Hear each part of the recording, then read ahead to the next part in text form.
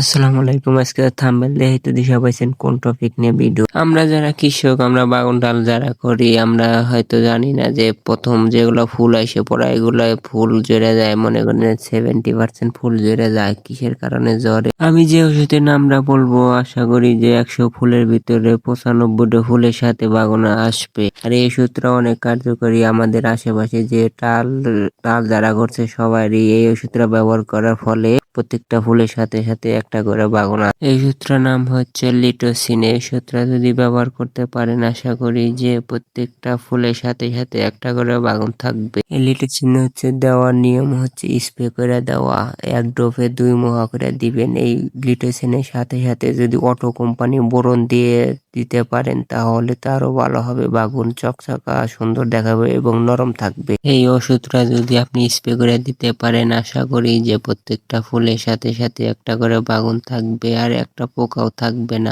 আপনারা মনে করবেন যে আমি এই লিটোসিনে প্রমোশন করতেছি, আসলে প্রমোশন না, এই ওষুধটা অনেক কার্যকরী। আমাদের আশেপাশে যেগুলা টাল আছে সবাই এই ওষুধটা ব্যবহার করতেছে এবং কি ভালো ফল পাইছে। আজকের ভিডিওটা এই পর্যন্ত, দেখা হবে অন্য এক ভিডিও নিয়ে ইনশাল্লাহ।